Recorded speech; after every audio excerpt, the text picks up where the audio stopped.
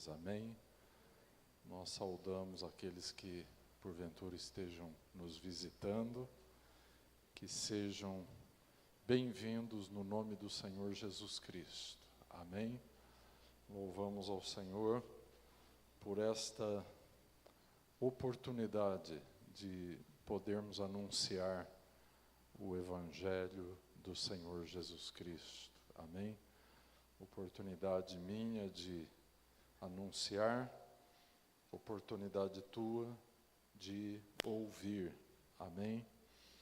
Eu queria convidá-los a que abram as suas Bíblias no Evangelho segundo São João. Nós vamos pegar o capítulo 13.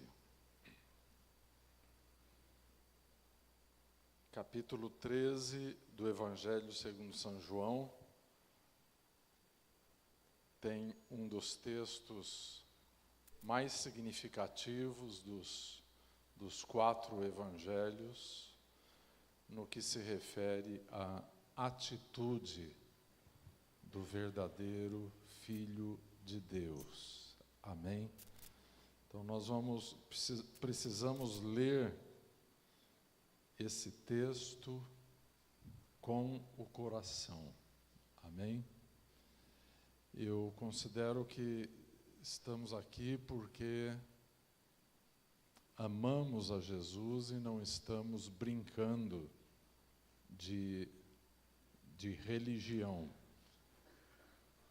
mas que nós queremos verdadeira comunhão com o Senhor e queremos servi-lo com integridade. Amém? Isso traduz o propósito do teu coração ao estar num lugar como este. Então, esse texto aqui do Evangelho segundo São João, ele precisa ser lido com o coração. Porque Jesus aqui não fez nenhum milagre, mas ele deu um dos maiores exemplos que nós podemos encontrar em todo o Evangelho. Aleluia. Então nós vamos ler do versículo 1 até o versículo 20. Ora, antes da festa da Páscoa, sabendo Jesus que era chegada a sua hora de passar deste mundo para o Pai, tendo amado os seus que estavam no mundo, amou-os até ao fim. Durante a ceia, tendo já o diabo posto no coração de Judas Iscariotes, filho de Simão, que traísse a Jesus, sabendo este que o Pai tudo confiara às suas mãos e que ele viera de Deus e voltava para Deus, levantou-se da ceia, tirou a vestimenta de cima e, tomando uma toalha, cingiu-se com ela. Depois deitou água na bacia e passou a lavar os pés aos discípulos e a enxugar-lhes com a toalha com que estava cingido. Aproximou-se, pois, de Simão Pedro, e este lhe disse: Senhor, tu me lavas os pés a mim? Respondeu-lhe Jesus: O que eu faço, não o sabes agora, compreendê-lo-ás depois. Disse-lhe Pedro: Nunca me lavarás os pés. Respondeu-lhe Jesus: Se eu não te lavar, não tens parte comigo. Então Pedro lhe pediu: Senhor, não somente os pés, mas também as mãos e a cabeça. Declarou-lhe Jesus: Quem já se banhou não necessita de lavar, senão os pés. Quanto ao mais, está todo limpo, Ora, vós estáis limpos, mas não todos, pois ele sabia quem era o traidor. Foi por isso que disse: nem todos estáis limpos. Depois de lhe ter lavado os pés, tomou as vestes e, voltando à mesa, perguntou-lhes: compreendeis o que vos fiz? Vós me chamais o Mestre e o Senhor, e dizeis bem, porque eu o sou. Ora, se eu, sendo o Senhor e o Mestre, vos lavei os pés, também vós deveis lavar os pés uns aos outros, porque eu vos dei o exemplo, para que, como eu vos fiz, façais vós também. Em verdade vos digo que o servo não é maior do que o seu senhor, nem o enviado maior do que aquele que o enviou. Ora, se sabeis estas coisas, bem-aventurados sois se as praticardes. Não falo a respeito de todos vós, pois eu conheço aqueles que escolhi. E é antes para que se cumpra a Escritura. Aquele que come do meu pão levantou contra mim seu calcanhar.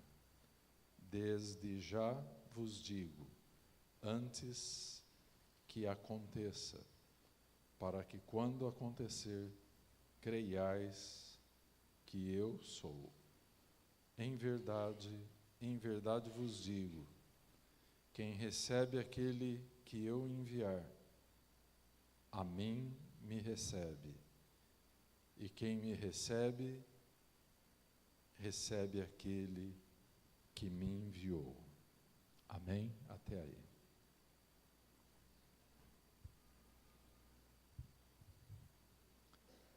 Amado Deus, nosso Pai, estamos diante da Tua Palavra, que é uma semente divina. Uma semente que, quando cai em boa terra, produz 100 por 1. Ó Deus, humildemente te pedimos, faça nesta noite esta multiplicação da Tua graça, ao trazer a Tua Palavra como semente divina aos nossos corações, revelando a Cristo Jesus em nossas vidas. Senhor, guarda-nos do mal, dá-nos um coração para Te ouvir e uma vida para Te obedecer. Em nome de Teu Filho amado, Jesus Cristo. Amém. Glória a Deus. Irmãos, existe uma expressão na nossa cultura que é muito usada no dia a dia, que é a expressão jogar a toalha. Quantos já ouviram alguém falar, vou jogar a toalha? E eu não sei se vocês sabem, mas essa expressão, ela vem do mundo dos esportes, e mais especificamente do mundo do pugilismo. Você sabe que o pugilista, ele, no término de cada round, ele usa uma toalha. E existe essa expressão no pugilismo, quando jogou a toalha, é que não tem mais jeito, a luta está perdida, não é? Eu espero que aqui ninguém jogue a toalha, amém? E o título desta mensagem nesta noite é vamos fazer um contraponto a esta expressão que está tão presente no linguajar dos dias de hoje, principalmente no Brasil. É um país que vive crises profundas e há muitas pessoas desanimadas, profundamente desiludidas com as instituições governamentais, com as instituições religiosas. Nós vivemos num período de muita desilusão. E então muitas pessoas estão literalmente jogando a toalha em seus relacionamentos, em suas vidas. E nesta noite nós vamos ouvir, baseados no texto da Bíblia Sagrada, uma mensagem que nos mostra um caminho oposto do jogar a toalha. E o nome então desta mensagem é Tomando a Toalha. Amém? Glória a Deus. Vamos em frente então e vamos ver que Jesus dá um tremendo ensino aos seus discípulos. O Evangelho segundo São João é conhecido como o Evangelho dos grandes sinais de Jesus.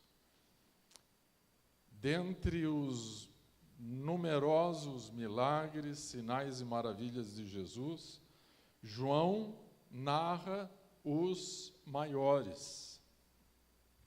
Evidentemente não todos, mas os maiores.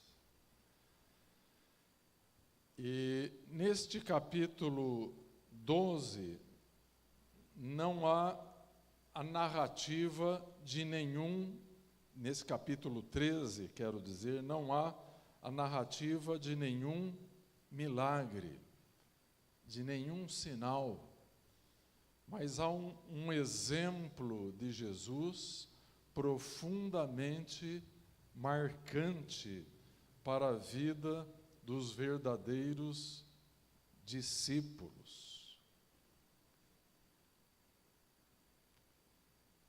E nós queremos examinar, meus irmãos, esse exemplo de Jesus à luz dos conflitos que nós encontramos em nossas vidas. Então, vamos por alguns minutos congelar na nossa narrativa aqui o exemplo de Jesus lavando os pés dos seus discípulos. E vamos examinar a vida cristã como ela de fato é. Deixa eu lhes perguntar uma coisa. A vida cristã é fácil? Não é fácil. Jesus não nos prometeu um mar de rosas, mas Ele nos prometeu a vitória. Ele não nos disse que teríamos uma caminhada tranquila. De fato, Ele falou: no mundo tereis aflições, mas tende bom ânimo, eu venci o mundo. Há pessoas que pensam que depois que recebem a Cristo como Senhor e Salvador de suas vidas, que a vida tornar-se-á um mar de rosas. Isto é um equívoco, né? Eu me lembro bem no comecinho da igreja, eu batizei um jovem, muito simpático, muito inteligente, e meses depois do batismo ele procurou, falou: pastor, eu vou deixar de ser cristão. Mas por quê? Porque depois que eu me batizei, eu perdi a minha namorada, roubaram a minha carteira e eu perdi o meu emprego. Eu me lembro exatamente das 3 coisas que ele narrou. Certamente ele deve ter pensado, era melhor quando eu estava no mundo. Mas Jesus e a sua mensagem, o Evangelho, tornam isso claro. O caminho que leva à salvação é estreito. A porta é estreita, mas larga é a porta que conduz à perdição, e o caminho que conduz ao inferno é largo, é espaçoso, e Jesus disse que há muitos que andam por ele. Então, a ausência de conflitos em nossa vida não é um sinal de que nós estamos vivendo no centro da vontade de Deus para a nossa vida. Você me ouviu? Todos nós sonhamos com uma vida tranquila, uma vida de paz, uma vida sem conflitos, sem tribulações, sem grandes desafios, mas, meus irmãos, isto não é realidade, isto é utopia. Não é factível, não é possível transformar esse tipo de vida imaginário em fatos reais. De maneira que o apóstolo Paulo diz assim ao seu filho Timóteo, no capítulo 6, no versículo 12: combate o bom combate da fé. Toma posse da vida eterna, para a qual também foste chamado e de que fizeste a boa confissão perante muitas testemunhas. Timóteo, então, o que Paulo está dizendo? Paulo acompanhou a vida deste jovem desde a sua conversão, desde o momento em que ele recebeu a Cristo como Senhor e Salvador de sua vida. E num ambiente de grande oposição, ele confessou a Cristo publicamente. E, evidentemente, enfrentou muita perseguição, muita discriminação. Então, o apóstolo Paulo, como seu pai espiritual, escreve aqui e está encorajando este moço.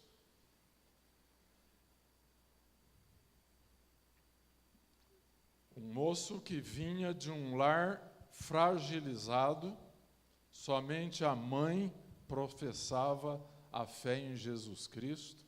A Bíblia nada fala sobre o pai.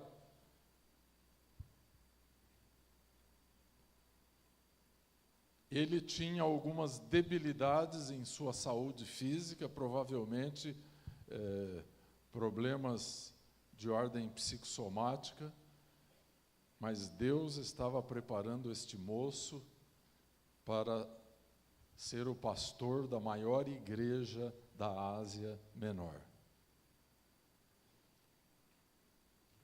Então ele diz: toma posse da vida eterna, combate o bom combate da fé. Eu sempre digo para vocês, uma coisa é crer em Jesus, outra bem diferente é continuar crendo. Você me ouviu bem? Continuar crendo é uma luta diária, porque o mundo vai se levantar contra a sua fé. As suas convicções vão ser provadas, elas vão ser confrontadas pelo mundo. Então Paulo diz: combate o bom combate da fé. A palavra que é usada aqui, e é usada em muitos outros textos do Novo Testamento, é a palavra agon, em grego. Que agon, o que era? Era o lugar onde os gregos se reuniam para os jogos, para as lutas. E era um lugar de triunfo, mas era um lugar também de agonia.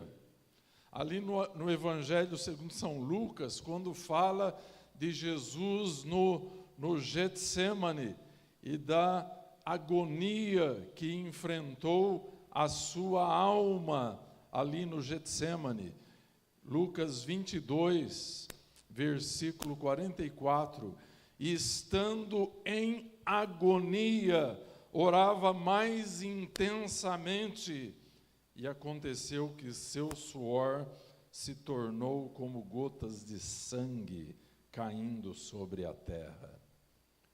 Pois bem, é a mesma palavra que Paulo usou, dizendo para o seu filho Timóteo: combate o bom combate da fé. Um pouquinho à frente, em 2 Timóteo, capítulo 4, versículo 7, Paulo diz assim: combati o bom combate, completei a carreira, guardei a fé. Meus irmãos, este versículo aqui, versículo 7 do capítulo 4 de 2 Timóteo, deveria ser o sonho de todo crente: terminar a carreira, receber de Jesus uma coroa de glória, a coroa da vida.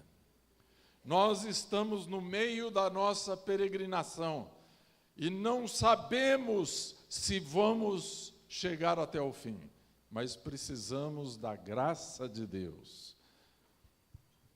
No caso de Timóteo, a batalha ainda não estava ganha. Provavelmente estava ganha no céu, mas não estava ganha ainda na terra. E Paulo vem para encorajá-lo, provavelmente num momento de fraqueza. Provavelmente aquele moço estivesse quase que a ponto de jogar a toalha,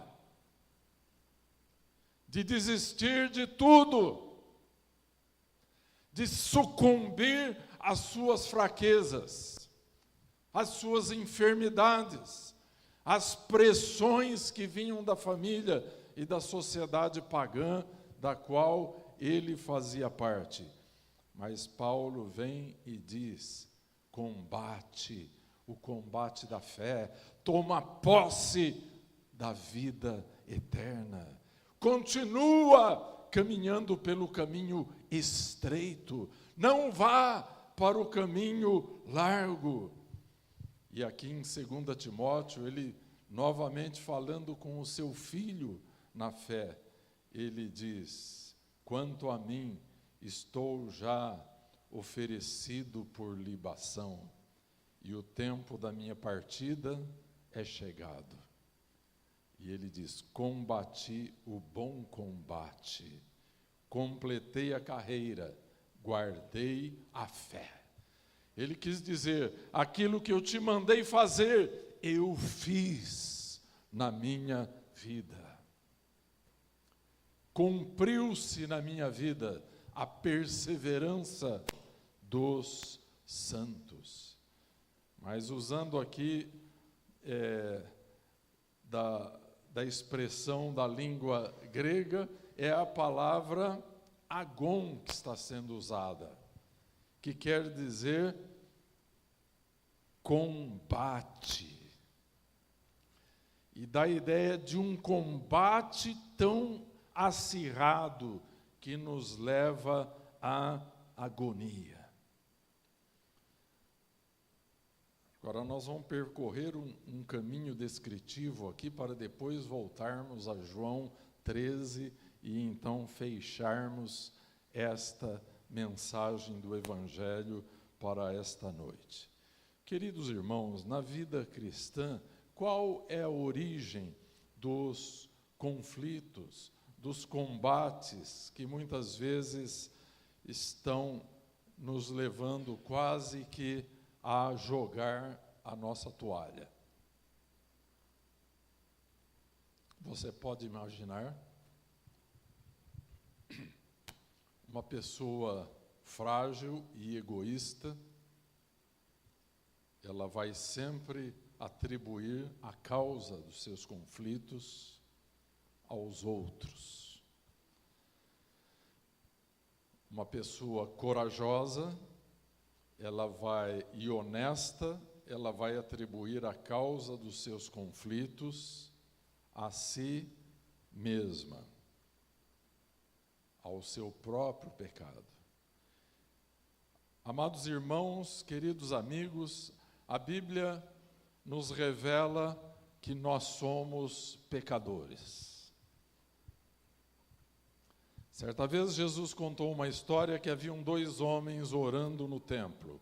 Um era um sacerdote, ele batia no peito e dizia: eu faço caridade, eu dou dízimos, eu faço isso, eu faço aquilo, eu jejuo 2 vezes por semana. E lá no templo tinha um pobre publicano, miserável pecador, que não tinha coragem nem de levantar a cabeça naquele lugar, e ele dizia: tem misericórdia de mim, Senhor, que sou um miserável pecador. E Jesus disse que este pecador saiu perdoado do templo, e o outro não. Então, a Bíblia ensina que somos pecadores, necessitados da graça e do perdão de Deus. Sabe, nós nunca deveríamos olhar alguém de cima para baixo como se nós fôssemos superiores.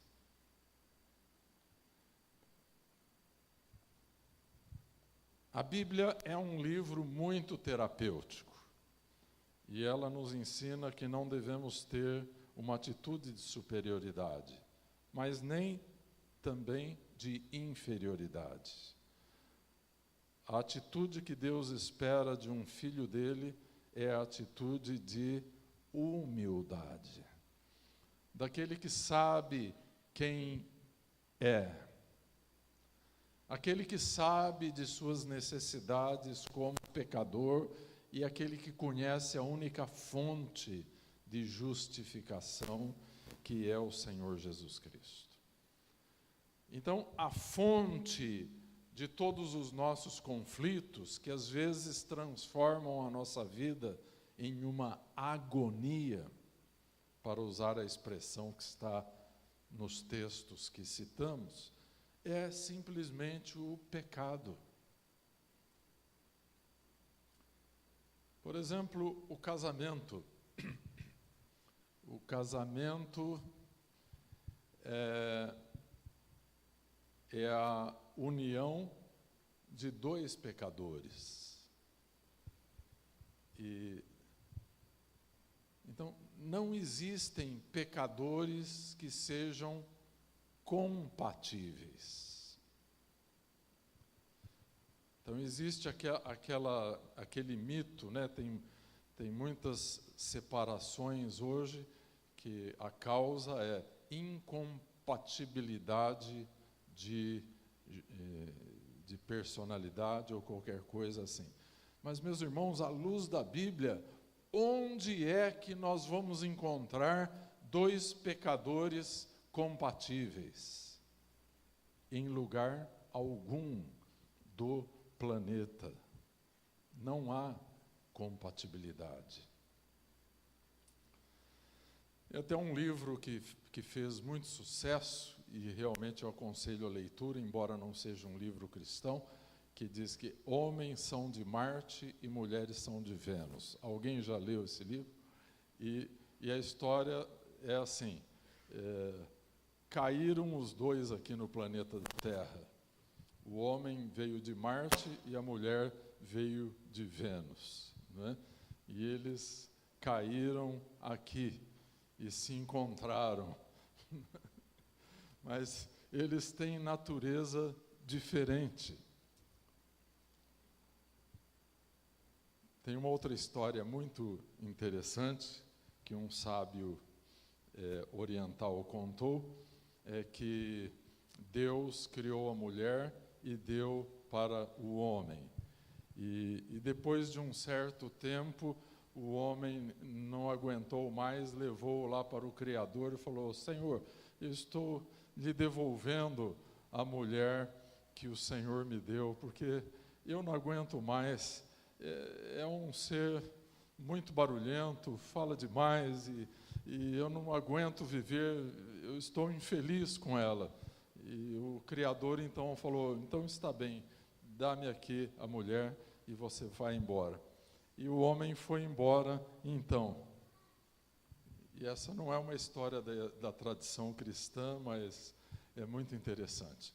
E o homem foi ficando então cada vez mais infeliz e começou a achar falta daquele barulho todo, daquela conversação toda, e voltou para o seu Criador e falou: Senhor, eu me arrependi, eu queria de volta aquela mulher que o Senhor havia me dado, porque os meus dias agora são tristes, são solitários, né?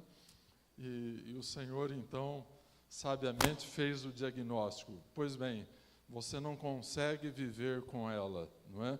Mas também não consegue viver sem ela. Então, toma aqui a sua mulher, não é? Então, exatamente é isso que acontece.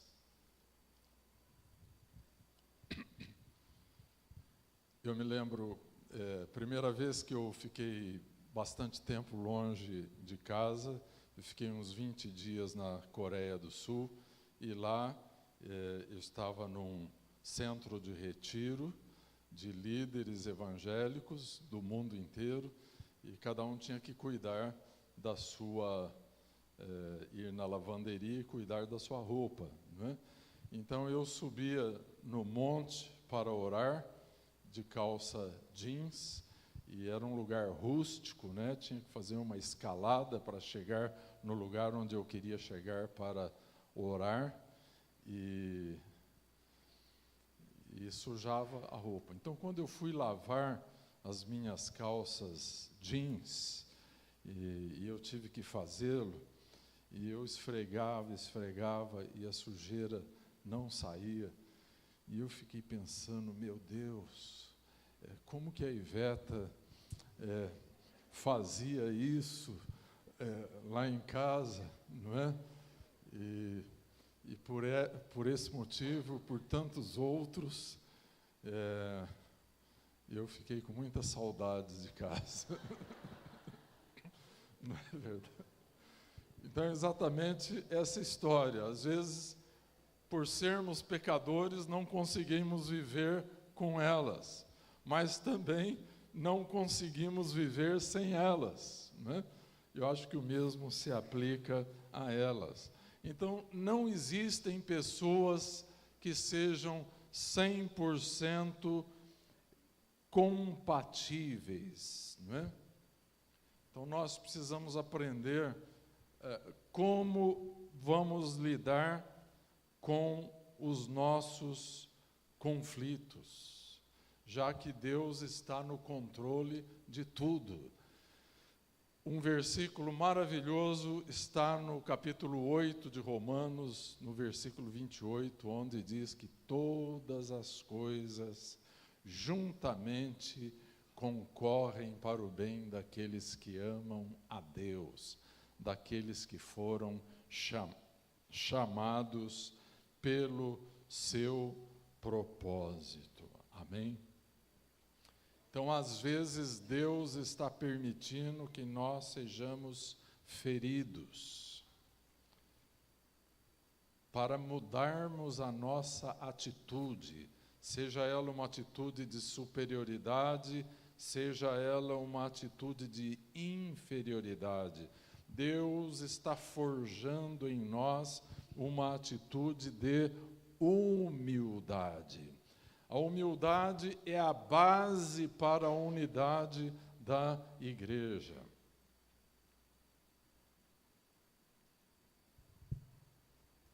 Ainda que ela é uma graça que nos é dada, a humildade, pela instrumentalidade de muitas humilhações, de muitas ofensas. Como que você reage quando você é ofendido? Como você reage quando você é injustiçado? Quando você é humilhado, como é que você reage? Você se defende? Hoje nós temos no mundo, meus irmãos, o ponto culminante do humanismo secular chama-se Declaração Universal dos Direitos Humanos. E os seres humanos hoje em dia, os seres humanos estão cheios de direitos e estão desprovidos de responsabilidades e de compromissos, mas estão cheios de direitos. Quando nos tornamos discípulos do Senhor Jesus Cristo, e a visão desta igreja é que nós somos uma família de discípulos. Quando nos tornamos discípulos de Jesus Cristo, abdicamos dos nossos direitos pessoais, em favor daquele que tem amplos, absolutos e eternos direitos sobre nós. Essa, meus irmãos, não é uma escolha fácil, é uma escolha difícil.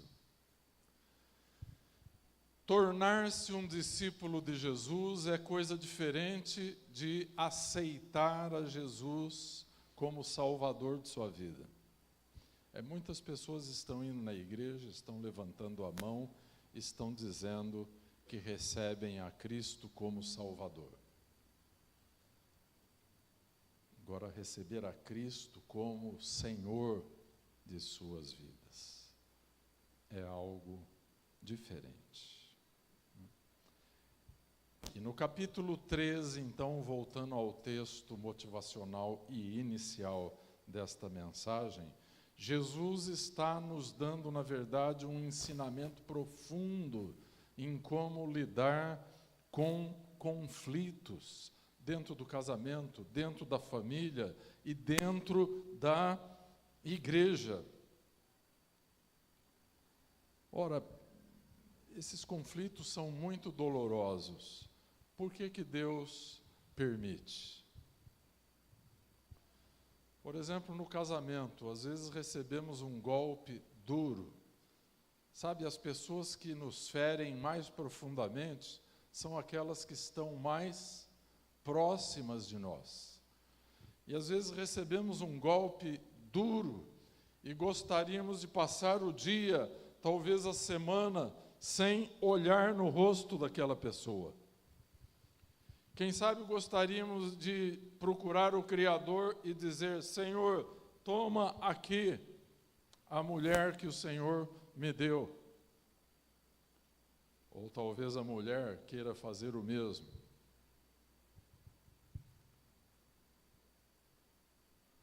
Às vezes a dor vem por meio dos filhos. E aí aqui, amorosamente cria-se aqueles filhos e tão logo eles ficam grandinhos, os pais vão experimentar, vez ou outra, um gosto amargo da traição. Queridos irmãos, eu sou pastor há 33 anos. Eu não sei se foi uma característica do meu ministério, mas eu gostaria que fosse, que todos os outros pastores tivessem uma experiência melhor do que a minha nessa área. Mas na minha sala já passaram centenas de pais e mães para chorar por causa de traições dos filhos. Então os filhos dizem, mas o senhor não confia em mim. Vocês não confiam em mim. Em 90% dos casos, os pais confiaram e foram traídos. Não é? É claro que os pais cristãos vão continuar amando os filhos, servindo os filhos, abençoando os filhos, porque para isso fomos chamados. E então perdoamos e amamos, não é? Mas isso é um fato corriqueiro. E nós poderíamos perguntar, mas Deus, por que permite que nós, pais, soframos um golpe desse? Há filhos que sofrem também um golpe. Há pastores que sofrem e há ovelhas que sofrem também. Deus, sendo Deus, por que não resolve esses problemas da nossa vida sem que nós pudéssemos passar por momentos de agonia? Bem, Deus tem motivos importantes para nos permitir estes momentos. E se não fosse bom para nós, Ele não permitiria, não é? Quantos aqui já não perguntaram para Deus, Deus, por que eu estou passando por isso? Eu tenho certeza que todos aqui já fizeram essa pergunta. Agora, preste bem atenção. Quando você entra no lugar da agonia, no lugar do conflito, agon, tudo que está no teu coração vem à tona. Você se conhece exatamente quando você entra no conflito. Você vai saber que tipo de pessoa você é. Logo, conflitos fortalecem o seu caráter. Nós não vamos levar deste mundo este corpo aqui. Você pode dizer, mas eu tenho muitos diplomas, mas você não vai levar nenhum deles aqui deste mundo. Eu ganhei muito dinheiro, mas também não vai levar dinheiro daqui. O que você vai levar daqui? O seu caráter. As marcas que Jesus imprimiu em sua vida durante a sua peregrinação terrena. Então, conflitos fortalecem o seu caráter. Outra coisa que conflitos fazem, nos fazem pessoas mais humildes. Aprendemos a depender de Deus, pelas coisas que falamos, pelas coisas que pensamos de outras pessoas. Nos tornamos mais prudentes ao julgar as pessoas. Nos tornamos mais prudentes ao falarmos com outras pessoas. Você conhece pessoas que costumam dizer assim, vamos passar tudo em pratos limpos. Já conheceu alguma pessoa que fala assim? Tome um cuidado tremendo com essas pessoas. Porque por onde elas passam, elas fazem um arraso. Esse negócio de colocar em pratos limpos. Fala-se uma série de coisas que não deveria falar. Pensa-se uma série de coisas que não deveria pensar. Julga-se uma série de pessoas inocentes, dando-as por culpadas. Conflitos ensinam humildade, porque eles trazem sofrimento. Então, muitas vezes, Deus está permitindo isso na sua vida para te tornar humilde. Porque, por alguma razão, você precisa desse polimento. Outra coisa que os conflitos fazem, eles te ensinam sabedoria. Ensinam você a examinar as suas motivações. As pessoas tolas estão sempre examinando a motivação dos outros.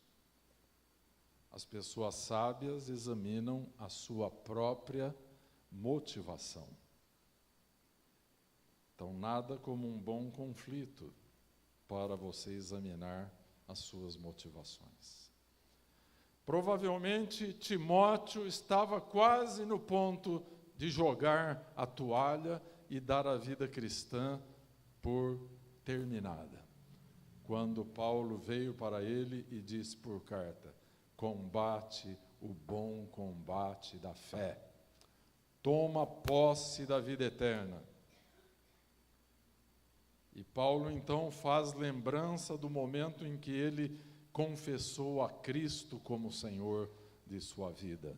Naquele momento, tornando-se um verdadeiro discípulo, abre mão de seus direitos pessoais em favor dos direitos do Altíssimo. Às vezes, meus irmãos, conflitos revelam falhas ocultas no nosso caráter. Revelam o quanto nós somos egoístas, que não largamos o nosso ego, que não largamos os nossos direitos, ainda que a gente fale que é cristão, estamos lá agarrados aos nossos direitos. O nome que se dá a isso é humanismo. Humanismo. Falhas no nosso caráter, vem tudo à tona. Às vezes o conflito traz falhas na nossa doutrina, orgulho religioso. Às vezes temos orgulho da nossa ortodoxia. Então nos consideramos teologicamente corretos, teologicamente perfeitos. E aqui eu vou dizer uma coisa muito séria, meus irmãos. Eu tenho passado uma boa parte da minha vida estudando. E estudando teologia. E eu descobri uma coisa, meus irmãos, para nos tornar humildes. Quase todas as igrejas, para não dizer todas, têm algum ponto falho na sua doutrina. Ninguém fale amém para isso. A gente deve falar misericórdia, Senhor. E por que que Deus permite isso? Para nos tornar a todos humildes. Eu me lembro quando estava na faculdade de teologia, meus irmãos, tinha lá um dia que tinha aula prática de batismo. E eu estudei, um dos cursos teológicos que fiz foi numa faculdade batista. Então, no dia desta aula, os presbiterianos desapareciam da faculdade. Porque, claro, que os batistas pegavam os presbiterianos para a aula prática de batismo, sabendo que eles, então, eram batizados por aspersão e não por imersão nas águas. E eu considerava aquilo um grande desrespeito, porque o que salva uma pessoa não é a quantidade de água que se usa no batismo, mas é a quantidade de fé que foi depositada no Senhor Jesus Cristo. Amém, irmãos? Então, você que foi batizado lá no Rio Jordão, com que direito você pode julgar a vida do teu irmão que foi batizado com uma aspersão de água na cabeça. Você tem o direito de julgar? Então, se você tem a doutrina correta, mas se você tem uma atitude de orgulho, isto é uma falha na sua vida. Você deveria guardar silêncio e amar as pessoas. Eu acho que foi Philip Melanchthon que disse uma frase que foi muito repetida por outros teólogos. Ele disse que, no essencial, devemos ter unidade. No não essencial, tolerância. E em tudo, amor. Ele tinha razão. Às vezes os conflitos revelam falhas de caráter, falhas na nossa doutrina, revelam falhas na nossa visão da vida cristã. E conflitos nos ensinam também perseverança. No tempo que eu morava em São Paulo, havia um pastor que era muito respeitado em São Paulo. Mas a esposa dele se converteu primeiro. E ele perseguiu duramente a esposa, porque ele não mudaria de religião em hipótese alguma. Então, a esposa dele ia para a igreja, ele fechava a porta da casa e ia dormir. Quando ela voltava sem a chave, ela dormia no terraço da casa. Quando amanhecia o dia, que ele abria a casa, ele encontrava a esposa, se deparava com ela com um sorriso, bom dia, querido, entrava na casa, vou preparar um café, preparava a mesa para ele, servia e ele ia para o trabalho. Isso aconteceu muitas e muitas vezes. Até que ele se converteu e se tornou um grande homem de Deus. Sabe, meus irmãos, conflitos nos ensinam perseverança. Sabe o que é perseverança? Traduz para mim. É a prova da tua esperança. Se você tem esperança, você persevera. Se você não tem esperança, você joga a toalha. E a nossa mensagem hoje é: tome a tua toalha. Não jogue a toalha, não. Não desista. Aguenta o trabalho das mãos de Deus. Deus está construindo um vaso para a sua glória e honra. Agora, conflitos, meus irmãos, por dolorosos que sejam, nos ensinam prudência. Prudência. Por que prudência? Porque eles trazem dor. Então, você que é daquelas pessoas que gosta de falar coisas que ferem as pessoas. Existem pessoas que têm a língua ferina, não é felina, não. Esses dias a pessoa veio me falar, o fulano tem uma língua felina. Eu falei, isso eu não conhecia ainda. Eu conheço a língua ferina, a língua que fere.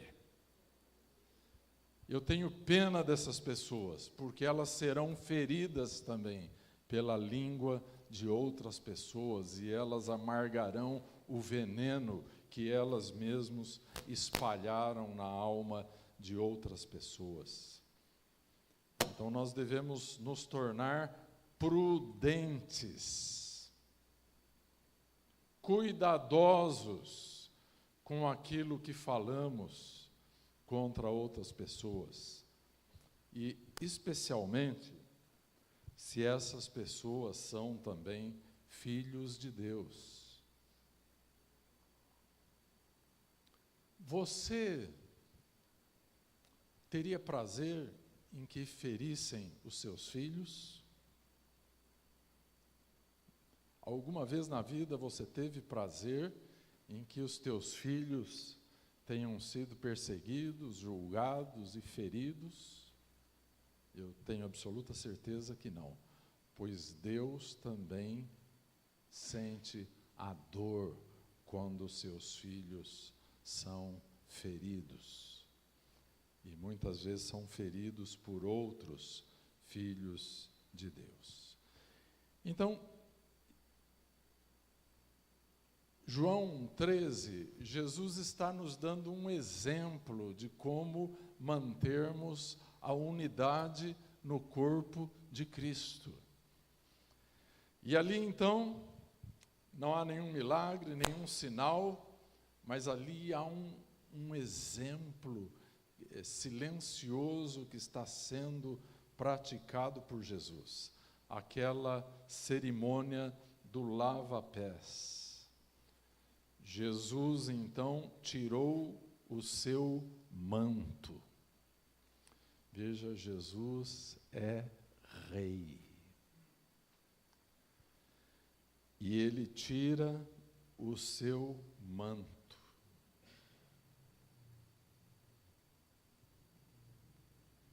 Jesus não revela nenhuma insegurança, nenhuma crise de identidade. Jesus não tem nenhuma imagem que ele tem que preservar como pessoa importante. Ele tira o seu manto. Sabe o que é tirar o manto? É uma metáfora, meus irmãos, de transparência. Ele abre um aspecto importante de sua natureza. E ali ele vai se mostrar agora como aquele que o profeta Ezequiel profetizou, o servo do Senhor, o servo sofredor. Jesus então transparece agora que ele é um servo e ele tira o seu manto e ele veste-se com uma toalha. Sabe quem que se vestia assim, com uma toalha? Eram os escravos. Naquele tempo, o escravo mais simples que tinha numa casa, o escravo mais barato que se comprava num mercado de escravos, era aquele que se destinava a lavar os pés dos membros da família. Você sabia disso? Pois Jesus despe-se do seu manto real, veste-se de uma toalha para lavar os pés dos seus discípulos. Ele, naquele momento, ele desce do seu pedestal para se tornar um humilde servidor, aquele escravo que lava os pés dos seus senhores. Ele abdica ao seu senhorio para se tornar um escravo. E lava então os pés dos seus discípulos. Torna-se o menor dos servidores.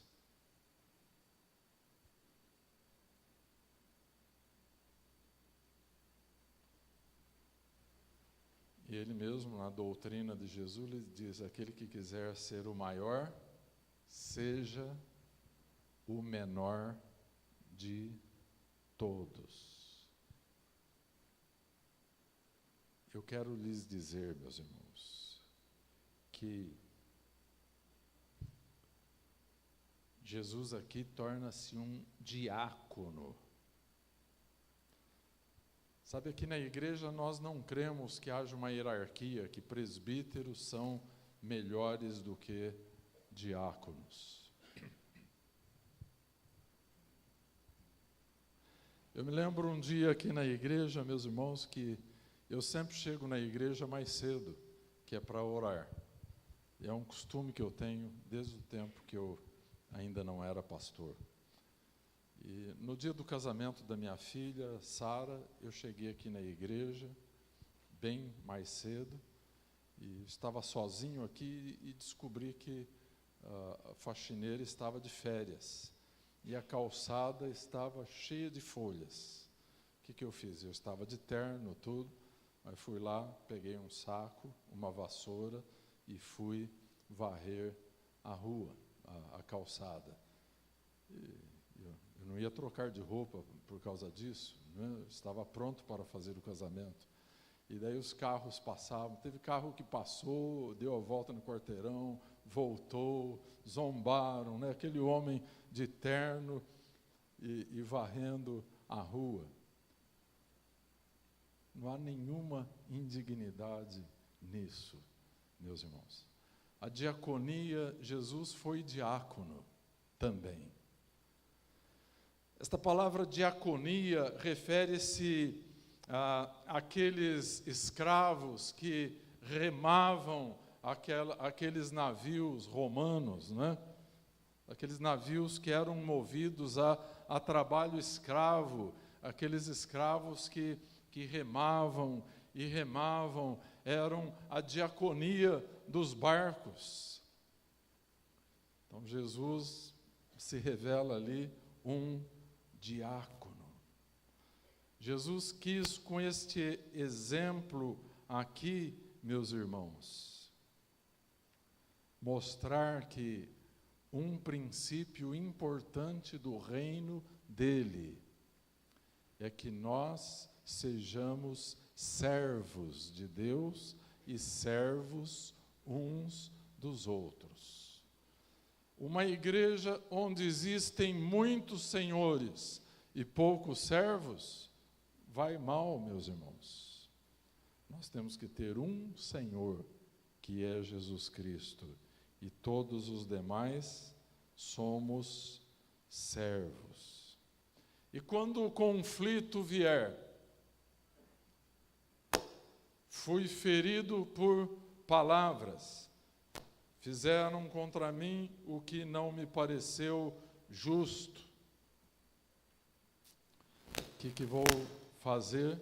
Vou assumir a posição de um servo, de uma pessoa que não tem direito algum. E vou deixar que ele tome a minha defesa. Esse é um ensinamento difícil na vida de um discípulo. Provavelmente, Timóteo estava passando por isso. Ele era muito jovem ainda e estava passando por uma provação muito difícil. E Paulo vem em seu socorro e diz: combate o bom combate da fé. Toma posse da vida eterna. Jesus, aqui em João 13, ele parte o pão e ele toma ali a ceia com pessoas que estão prontas para traí-lo. E ele se dirige a elas e lava os pés destas pessoas. Veja, não estou nem me referindo a Judas, mas vamos nos referir a Pedro. Pedro que quis dizer: o Senhor lava-me a mim os pés? De maneira nenhuma. Ora, meus irmãos, o mesmo Pedro que falou: Senhor, não somente os pés, mas também a cabeça, as mãos. Pedro negou Jesus 3 vezes. Vocês acham que Jesus não sabia que isso iria acontecer? E qual foi a atitude de Jesus? Esse cara vai me negar 3 vezes, também não vou lavar os pés dele. O que foi que Jesus fez? Jesus foi e disse: se eu não te lavar, tu não tens parte comigo. E foi lá e lavou os pés de Pedro, como lavou também os pés de Judas. Meus irmãos, o propósito desta mensagem nesta noite é uma mensagem para discípulos cristãos. Não é uma mensagem para neófitos, para pessoas que estão dando os primeiros passos na vida cristã. Irmãos, quando nós chegamos na vida cristã, chegamos na igreja, fomos recebidos da maneira como aqui chegamos. E tem muitos pregadores que insistem nisso. Venha como você está. E tem pecadores que dizem assim: mas eu não posso porque eu fumo, eu bebo uma cervejinha, né?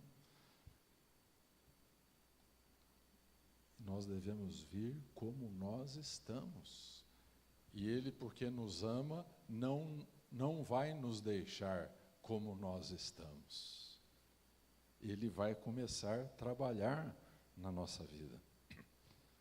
Eu me lembro, anos atrás, eu entrei num empório aí, bem conhecido, e lá encontrei uma roda de amigos conhecidos meus do tempo que eu era um incrédulo. E, Paulo, ouvi dizer que você virou pastor, que não sei o quê. Falou, eu sou pastor. Um dia nós vamos lá na sua igreja, mas nós temos que parar de beber primeiro. Eu falei, vocês podem ir bebendo mesmo, porque nenhum deles veio até hoje mesmo, ainda que eu orei por ele. Eles estão bebendo ainda, né?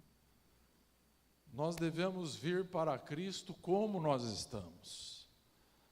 Mas Ele não vai nos deixar como nós estamos.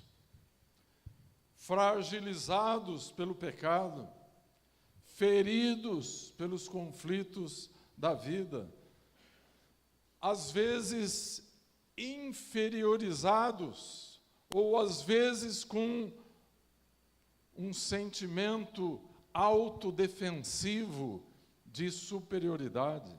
Sabe essas pessoas que se sentem muito superiores, né? Na verdade, é um mecanismo de defesa que elas têm para tentar encobrir a tremenda inferioridade que sentem. Sabe, meus irmãos, uma das coisas mais maravilhosas que Jesus faz é que quando o Evangelho chega na nossa vida, a palavra de Deus, a lei justa, santa e perfeita de Deus, mostra para você exatamente quem você é, um pecador necessitado da graça e do amor de Deus. E assim como Jesus vem e lava os nossos pés, devemos viver doravante para lavar os pés dos nossos irmãos, para servirmos a Deus e para servirmos ao povo de Deus. Quero lhes dizer que você que está aqui, que é membro desta igreja, ou você que está nos visitando, Jesus jamais atraiu alguém, salvou alguém, para deixar este alguém plantado, inerte, numa cadeira de igreja. Jesus nos salva para servirmos. Tem até um ditado que diz assim: quem não vive para servir, não serve para viver.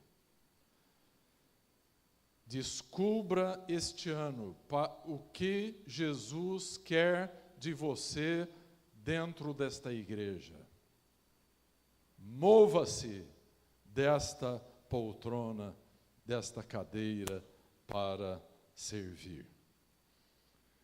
Esta semana eu estava contando que quando eu morava em São Paulo, sempre encontrava na rua pessoas do Exército da Salvação. Aqui em Prudente eu nunca vi, mas em São Paulo tinha muito. E eles andam fardados, os homens e as mulheres também, uma farda muito bonita. E eles carregam uma divisa do lado esquerdo, do braço esquerdo, tem um SS, e que significa salvos para servir. O Exército da Salvação, se você tiver a curiosidade, procura saber a história disso. Foi um movimento que impactou o mundo todo no período das grandes guerras. Deus levantou um exército de servos e de servas que se doaram em favor dos órfãos, dos mutilados de guerra, dos pobres, dos mendigos, dos que perderam as suas casas, as suas famílias, a sua dignidade por causa das grandes guerras. Eles se propunham simplesmente a servir, a lavar os pés dos necessitados. Sabe, meus irmãos, quando nos dispomos a servir, encontramos o verdadeiro sentido da nossa vida. Se você não se mover desta cadeira onde está sentado, para viver o cristianismo lá fora, para servir, você não vai encontrar o sentido verdadeiro da vida. Porque o Senhor das nossas vidas e o Senhor desta igreja é um Senhor que despiu-se do seu manto de rei, cingiu-se como um escravo e lavou os pés dos seus discípulos. Queria convidar os músicos para que venham aqui.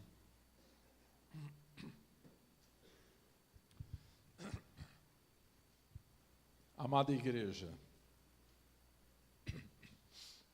quanto maior o número de servos nós tivermos aqui, tanto maior será a densidade do reino eterno de Deus, que será revelada através de nós.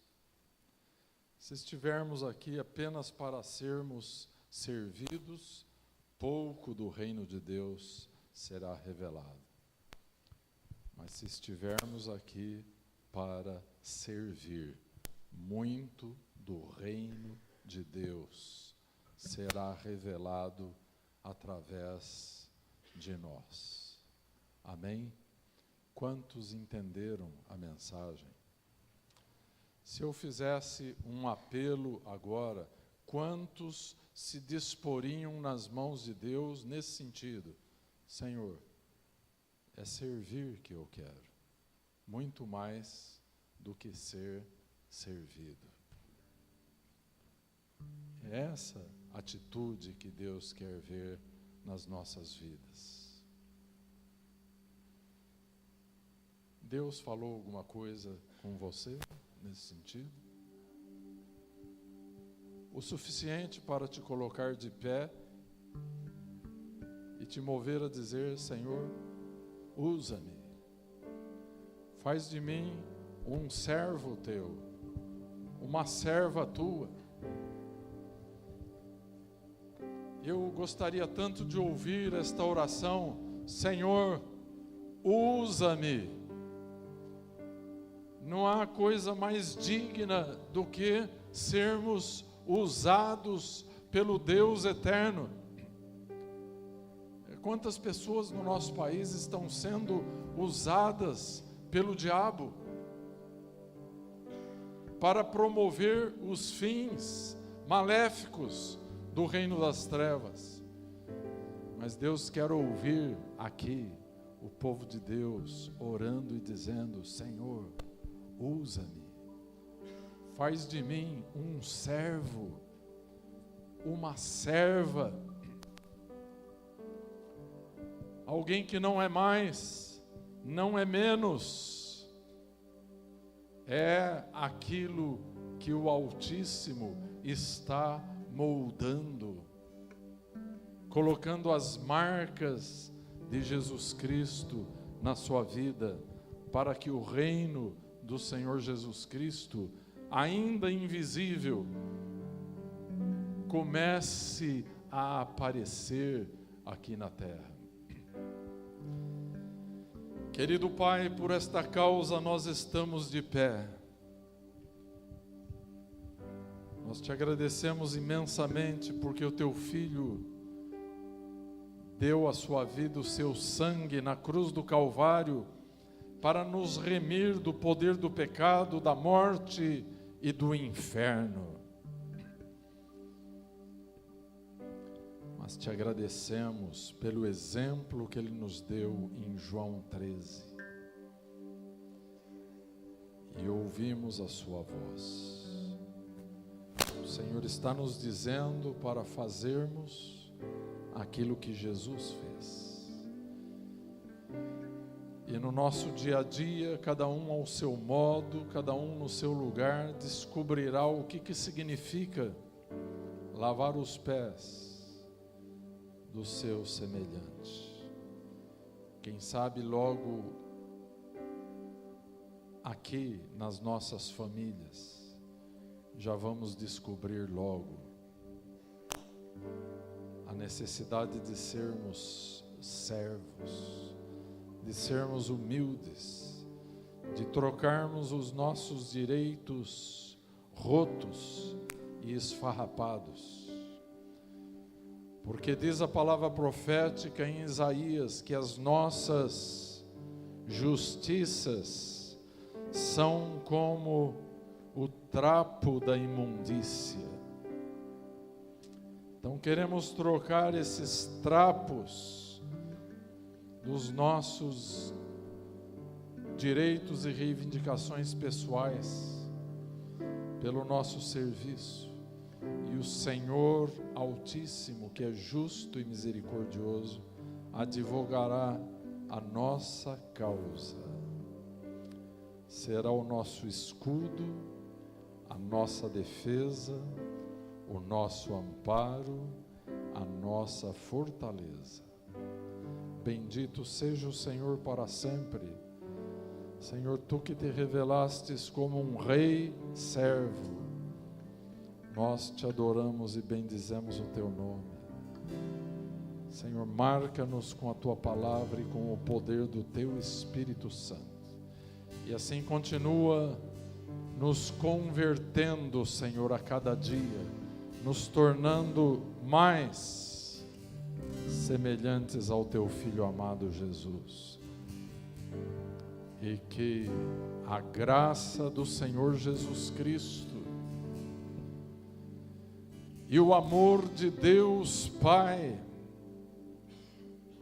e a comunhão do Espírito Santo repouse sobre nós, sobre o Teu povo, sobre o Teu Israel espalhado sobre a face da terra, hoje e para sempre, no nome do Senhor Jesus Cristo.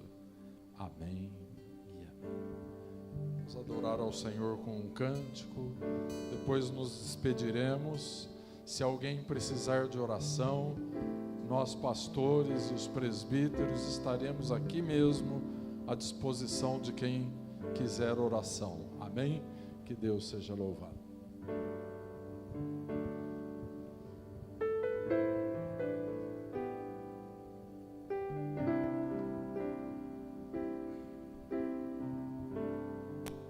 Uma chance igual a esta, talvez eu não tenha mais.